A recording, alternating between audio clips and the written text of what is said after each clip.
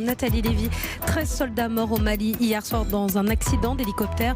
Vous recevez ce soir le colonel Frédéric Barbry. Il est porte-parole de l'état-major des armées. Bonsoir colonel. Bonsoir madame, merci de me recevoir. Merci à vous d'avoir accepté notre invitation dans le studio d'Europe 1. Évidemment une très forte émotion depuis l'annonce de ces événements dramatiques. Un drame pareil, il faut faire corps. Il faut faire corps bien évidemment, et moi je m'incline devant la mémoire de nos camarades qui sont morts pour la France dans cette opération extrêmement difficile. Je veux dire également toute ma compassion pour les familles, les proches, leurs camarades qui sont restés sur place ou ceux qui sont en base arrière dans les différents régiments. Les circonstances, évidemment, les boîtes noires, elles ont été retrouvées. On en saura plus dans quelques heures, quelques jours. Est-ce que, malgré tout, sur les circonstances, vous avez quelques informations supplémentaires ce soir? Alors, il s'agit d'une opération de combat. Il s'agit bien, au départ, d'un groupe de commandos parachutistes qui était au contact d'un groupe armé terroriste qui a fait appel à un module aéromobile pour pouvoir l'appuyer, pour pouvoir éventuellement neutraliser cet ennemi, permettre d'aider ces commandos à la reconnaissance. Et au cours de cet appui, 2 hélicoptères, un hélicoptère Tigre et un hélicoptère Cougar, sont malheureusement entrés en collision. Juste pour nos auditeurs, parce que c'est pas toujours clair pour tout le monde, un hélicoptère Tigre, c'est un hélicoptère d'attaque, un hélicoptère Cougar, c'est un hélicoptère de transport? Alors, un hélicoptère Cougar, c'est un hélicoptère dit de manœuvre, c'est un hélicoptère de transport effectivement, qui sert à la fois pour la logistique, mais pour d'autres missions de combat, et qui est capable justement d'embarquer des commandos tels qu'ils étaient présents à bord. Ce qu'on apprend ce soir, depuis la mi-journée même, c'est qu'ils ont œuvré par une nuit noire de niveau 5. Est-ce que vous pouvez nous expliquer? C'est une nuit sans lune? Alors, une nuit niveau 5, c'est la pire des nuits qu'on puisse imaginer, puisque l'échelle va de 1, la nuit la plus claire, à la nuit 5, la nuit la plus sombre, c'est-à-dire c'est une nuit sans lune. Il n'y a aucune autre lumière artificielle sur le théâtre malien. Et donc, bien évidemment, les conditions sont particulièrement difficiles. Dans les jumelles de vision nocturne, tout le relief est écrasé. Vous avez une sorte d'image un peu granuleuse, pâteuse. Il faut en permanence intellectualiser et recréer le relief. Et donc, ce sont des conditions de vol extrêmement éprouvantes et difficiles. Vous êtes vous-même pilote d'hélicoptère. La question qui va avec, c'est dans ces hélicoptères de combat, il n'y a pas de dispositif anti-collision? Non, il n'y a pas de dispositif Pourquoi? anti-collision, parce que l'un des principes de base justement de l'aéromobilité, c'est-à-dire l'emploi des hélicoptères, c'est de pouvoir voler en patrouille serrée, en formation. Et donc ces dispositifs seraient difficilement opérants et efficaces. Colonel, évidemment, on pense terriblement aux familles ce soir. Qu'est-ce qui est mis en place? Cellules de crise pour les familles, comment elles sont prises en charge? C'est le bilan le plus lourd depuis 36 ans, 1983. 1983, malheureusement, oui, l'attentat du Drakkar, 58 morts.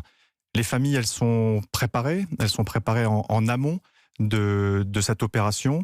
Et bien évidemment, là, dans les différents régiments qui ont été sévèrement touchés par cette opération et le décès de nos camarades, il y a des cellules de crise qui sont en place pour pouvoir accompagner au mieux toutes ces familles qui sont endeuillées. Ils étaient très jeunes, ces hommes, pour la plupart d'entre eux. Ce sont des soldats qui sont rompus, évidemment, à l'exercice, qui sont évidemment tout à fait au fait, qui sont entraînés pour spécifiquement ce type de mission. La moyenne d'âge de nos camarades qui sont décédés était de 32 ans. C'était des soldats parfaitement aguerris, entraînés, formés pour ce type de mission, qui, je le rappelle, est extrêmement difficile. Le théâtre malien, en l'espèce, est extrêmement rugueux, il est difficile, il est éprouvant. Les chaleurs sont fortes, et donc on l'a vu, les nuits sont très noires et difficiles à l'action et au vol des hélicoptères. Colonel, comment continuer le combat quand on perd autant d'hommes d'un seul coup, comme ça, dans cette opération 13 militaire? Comment, pour ceux qui restent, comment repartir au combat? J'allais dire, c'est le principe même de la résilience appliquée aux armées. Bien évidemment, ces 13 morts au combat vont rester dans nos cœurs à jamais. Ils vont marquer durablement leurs camarades qui sont sur place, qui sont restés en base arrière. Et pour autant, la détermination à remplir et à honorer notre mission reste intacte. Cette région pratiquement désertique, région nord-est du Mali, la région du Liptako-Gourma, vous me corrigez si je me trompe, ces groupes djihadistes, ils sont très présents, ils sont traqués souvent, ils évaluent comme ça en pick-up, en moto, c'est courant ce format-là dans cette région-là? Alors c'était justement l'action de ce groupement commando parachutiste que de traquer le groupe armé terroriste dans cette région effectivement du Liptako pour lui dénier l'accès, le contraindre et le mettre à niveau des forces partenaires pour qu'on puisse retrouver un état de droit et une stabilité dans cette région. Un état de droit dans cette région, ça fait bientôt 7 ans que nous sommes au Mali, colonel. Est-ce que la situation n'est pas en train de s'enliser ? Non, les signes sont encourageants. La posture est certes difficile, mais aussi bien le président de la République que la ministre des Armées et le chef d'état-major des armées appellent à une patience stratégique. Il va falloir œuvrer dans le temps long. Ouais, le temps long, mais la zone, elle est immense. Le Mali représente 2 fois la France et la zone d'action de Barkhane qui va de la Mauritanie au Tchad, c'est la taille de l'Europe pour seulement 4500 militaires engagés. On est loin du compte, non ? Oui, mais nous ne sommes pas seuls, madame. Effectivement, nous sommes 4500 de l'opération Barkhane, mais il y a également sur zone la mission multidimensionnelle des Nations Unies.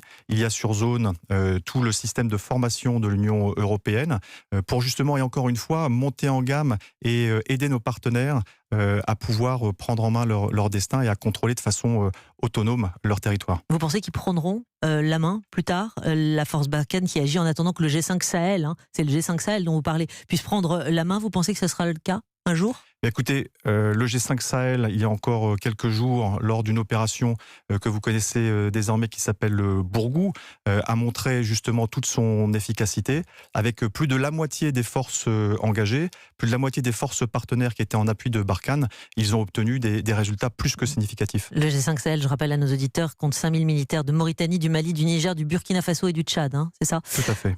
Alors il faut rester au Mali? Colonel, c'est ce que vous nous dites ce soir, il faut rester au Mali? Écoutez, c'est tout l'honneur de la France que de pouvoir souscrire et d'honorer ces engagements. Nous avons été appelés par nos partenaires pour rétablir une situation difficile. La mission continue et nous le ferons avec détermination.